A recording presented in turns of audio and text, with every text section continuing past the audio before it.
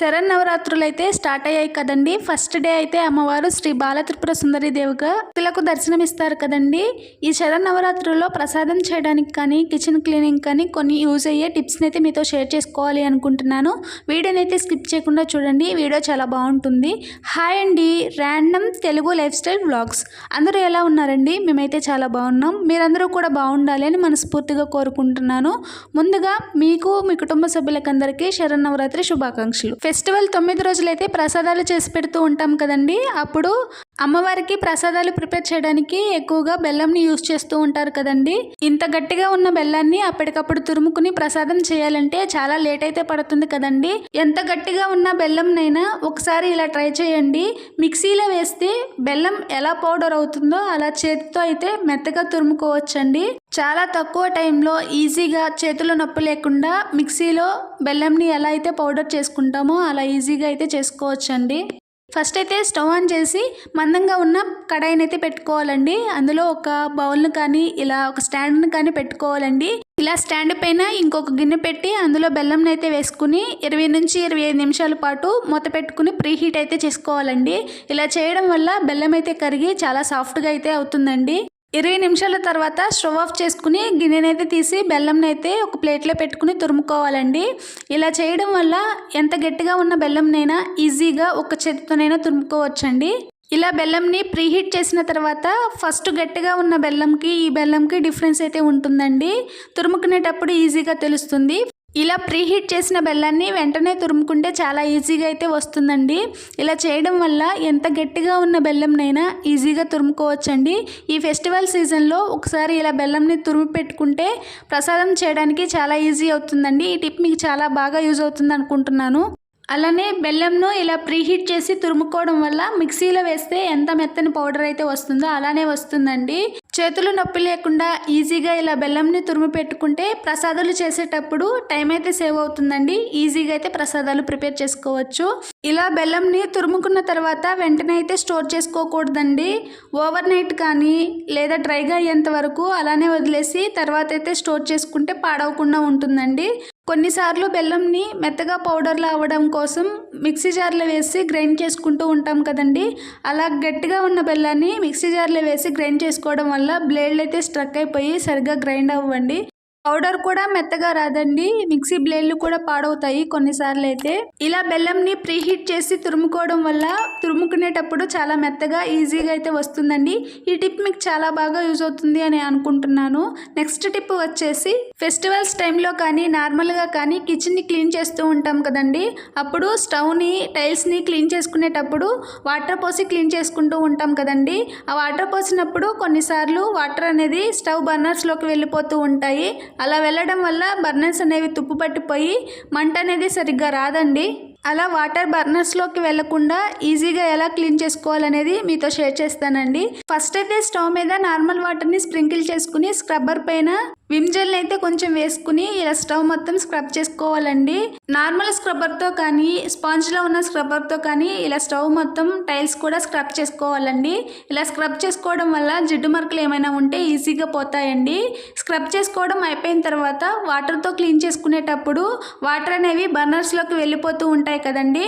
బర్నర్స్లోకి water వెళ్ళిపోకుండా ఉండటానికి ఇలా 2 బౌల్స్ని అయితే తీసుకుని బర్నర్స్ పైన బోర్లించుకోవాలండి. ఇలా చేయడం వల్ల స్టవ్ పైన కానీ టైల్స్ కానీ వాటర్తో క్లీన్ చేసుకునేటప్పుడు వాటర్ అనేవి బర్నర్స్లోకి వెళ్లకుండా తుప్పు పట్టకుండా ఉంటాయండి.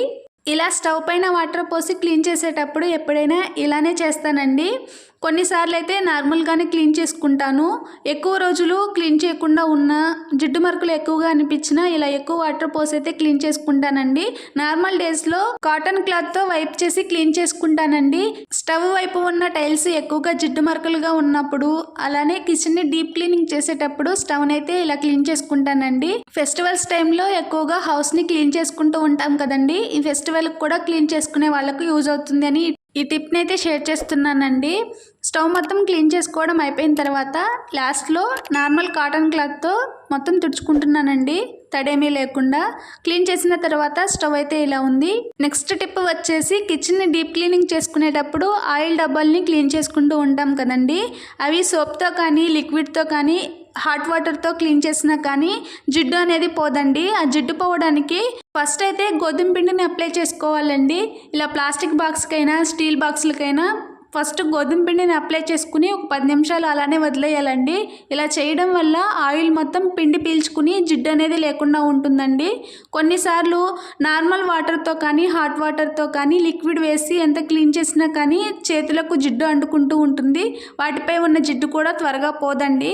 ఇలా ఒకసారి చేయండి, చాలా ఈజీగా అయితే పోతుందండి. ఇలా గోధుమ పిండిని వేసి క్లీన్ చేసుకోవడం వల్ల చేతులు జిడ్డు లేకుండా చాలా బాగుంటాయండి. క్లీన్ చేసుకోవడం కూడా చాలా ఈజీ. ఇలా మొత్తం అన్నిటికీ అప్లై చేసిన తర్వాత 10 నిమిషాలకి నార్మల్ స్క్రబ్బర్తో కానీ స్టీల్ స్క్రబ్బర్తో కానీ మొత్తం స్క్రబ్ చేసుకోవాలండి. ఇలా చేసేటప్పుడే రిజల్ట్ అయితే మీకే తెలుస్తుంది. బాగా జిడ్డు పట్టి ఎంత క్లీన్ చేసినా పోదు అనుకున్న ఆయిల్ క్యాన్ని ఇలా గోధుమ పిండి వేసి అప్లై చేసి క్లీన్ చేయండి. జిడ్డు అనేది లేకుండా ఈజీగా అయితే పోతుందండి. ఈ టిప్ మీకు చాలా బాగా యూజ్ అవుతుంది.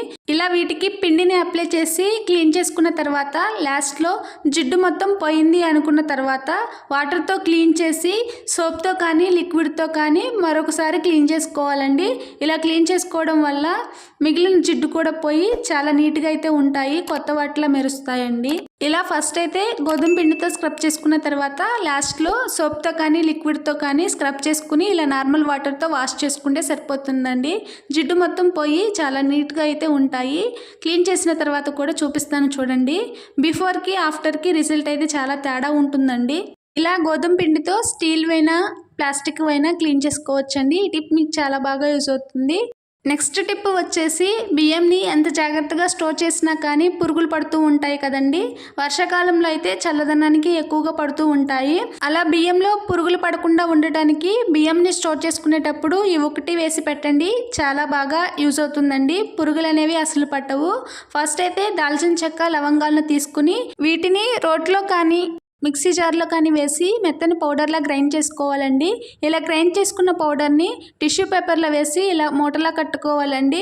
ఇలా కట్టుకోవడం రాకపోతే నార్మల్గా దారంతో అయినా చుట్టుకుని పెట్టుకున్నా సరిపోతుందండి. టిష్యూ పేపర్ కనుక మీ దగ్గర లేకపోతే కాటన్ క్లాత్లో కూడా వేసి చుట్టుకుని మధ్యలో అయితే పెట్టుకోవాలండి.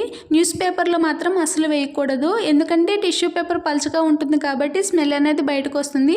న్యూస్ పేపర్ కొంచెం థిక్గా ఉంటుంది కాబట్టి ఎక్కువగా స్మెల్ బయటకు తెలియదండి. అందుకని టిష్యూ పేపర్లో వేస్తే చాలా బాగా యూజ్ అవుతుంది. పురుగులు అనేవి అస్సలు పట్టవండి.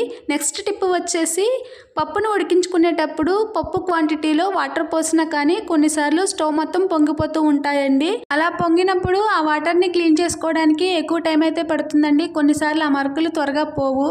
అలా వాటర్ పైకి పొంగిపోకుండా ఉండటానికి పప్పులో మొత్తం ఇంగ్రీడియంట్స్ అన్నీ యాడ్ చేసిన తర్వాత ఇలా ఒక చిన్న గిన్నెనైతే పెట్టుకోవాలండి. ఇలా చేయడం వల్ల పప్పు ఉడికేటప్పుడు వాటర్ అయితే అందులోకి వస్తాయండి. ఎక్కువ పోసినా కానీ పొంగిపోకుండా స్టవ్ పాడవకుండా ఉంటుందండి.